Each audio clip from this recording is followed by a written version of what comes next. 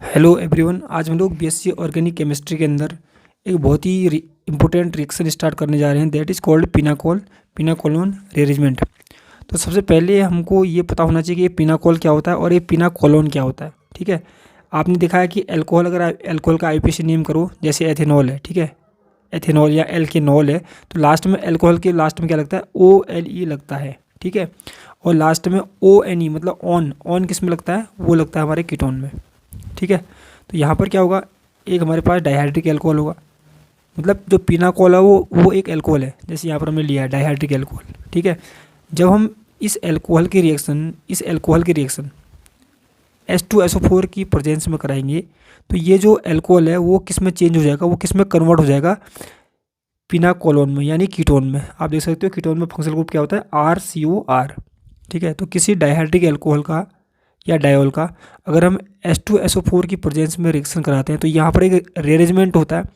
Rearrangement से क्या होगा कि जो एल्कोहल है ये किस में चेंज हो जाएगा, कीटोन में चेंज हो जाएगा, यानी पिनाकोल किस में चेंज हो जाएगा, पिनाकोलोन में चेंज हो जाएगा। इसको क्या बोलते हैं, पिनाकोलोन रीअरेंजमेंट। ठीक है, इसमें अलग अलग टाइप के एग्जाम्पल से बनते हैं जो कि एग्जामिनेशन में बहुत बार पूछे जाते हैं। तो पहले हम लोग जनरल इसकी जो मैकेनिज्म है, ये जो मैंने एग्जाम्पल दिया है, इसकी मैकेनिज्म को समझेंगे और उसी के थ्रू सबके सब मैकेनिज्म को हम लोग डिस्कस कर लेंगे। ठीक है, तो यहाँ पर देखो मैकेनिज्म में होता क्या, सबसे पहले क्योंकि एल्कोहल है, एल्कोहल की प्रेजेंस, हम किसकी प्रेजेंस में रिएक्शन कर रहे हैं, H2SO4 की प्रेजेंस में, तो एसिड क्या करता है, ये H2SO4 एसिड है, ये क्या करता है, H+ देगा। ठीक है, जो H+ आया ये कहाँ से आया, H2SO4 से आया। ठीक है, अब यहाँ पर जो एल्कोहल है, एल्कोहल के पास ऑक्सीजन है, ठीक है, 2 OH है, तो दोनों ऑक्सीजन के पास क्या होता है, लोन पेयर ऑफ इलेक्ट्रॉन। तो लोन पेयर ऑफ इलेक्ट्रॉन मतलब नेगेटिव चार्ज। ठीक है, तो इलेक्ट्रॉन अटैक किस पर करते हैं, कभी भी प्लस चार्ज पर, क्योंकि इलेक्ट्रॉन पर क्या होता है, नेगेटिव चार्ज होता है। तो जो जो लोन पेयर है ये, वो अटैक करेंगे पॉजिटिव पर, और ये जो पॉजिटिव चार्ज है इस पर, ये पॉजिटिव चार्ज, थोड़ा ध्यान देना, मैं पूरा बेसिक से पढ़ा रहा हूँ। ये जो पॉजिटिव चार्ज देखो, किसी भी अगर एटम पर या किसी भी कंपाउंड पर स्टार्टिंग में प्लस चार्ज होता है, ठीक है, जैसे इस पर है। अब इसको कहीं से इलेक्ट्रॉन मिल जाएंगे तो ये क्या बन जाएगा, न्यूट्रल, मतलब कोई चार्ज भी नहीं रहेगा। जैसे इसने इसको इलेक्ट्रॉन दिए तो देखो ये क्या बन गया, न्यूट्रल बन गया ये। ठीक है, इस पर कोई चार्ज नहीं है।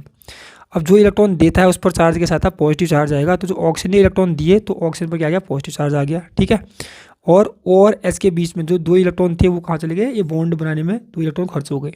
समझ में आ रहा, तो ये हो गया प्रोटोनेशन, मतलब कि अल्कोहल में हमने प्रोटॉन को जोड़ दिया है। ठीक है, दूसरे स्टेप में क्या होता है, दूसरे स्टेप में जो होगा कि जो हमारे पास ये जो हमारा ये बना है, ये वाला बॉन्ड ब्रेक होगा। ठीक है, मतलब फॉर्मेशन ऑफ कार्बोकेटाइन होता है, तो ये वाला बॉन्ड ब्रेक होगा, देखो किसकी तरफ, ऑक्सीजन की तरफ। इसलिए ब्रेक हो रहा है क्योंकि ऑक्सीजन पर प्लस चार्ज आ गया।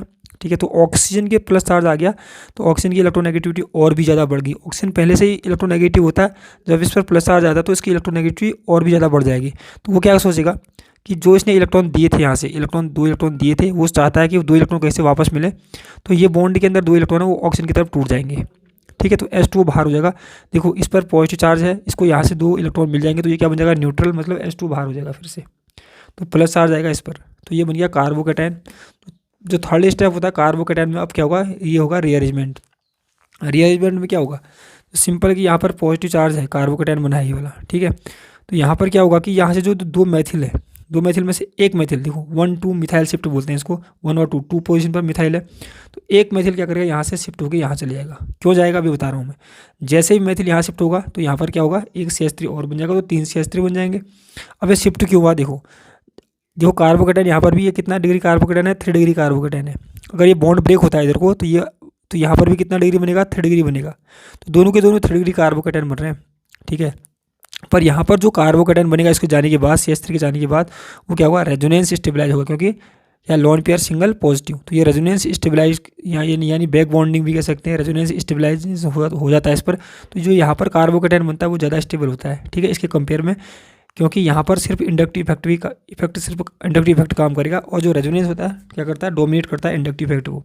तो इसलिए यहाँ पर से यहाँ वो क्या होगा, इस इलेक्ट्रॉन इसको पुश किया, यहाँ से यहाँ को धकेल दिया और इस पर प्लस चार्ज आया, और इस प्लस चार्ज को स्टेबल किसने कर दिया, इस लोन पेयर ने स्टेबल कर दिया। तो यहाँ पर 2 बॉन्ड बन जाएंगे, ये बने क्योंकि ये इलेक्ट्रॉन दे रहा है तो इस पर चार्ज के साथ पॉजिटिव चार्ज आएगा।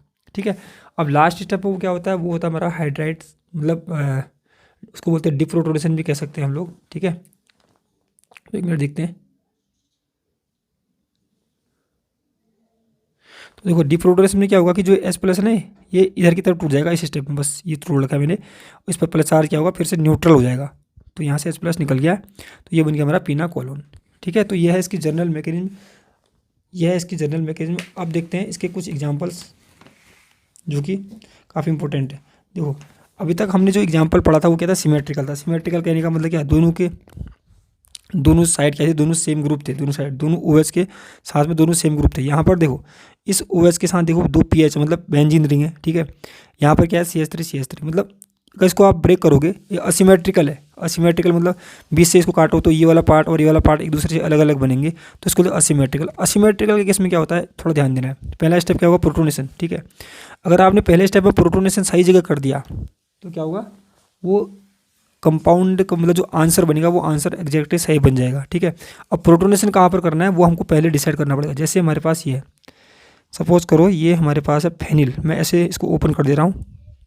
ठीक है, उसके बाद ये है, ये कार्बन है यहाँ पर क्या है OH है, और यहाँ पर क्या है दूसरा फेनिल है।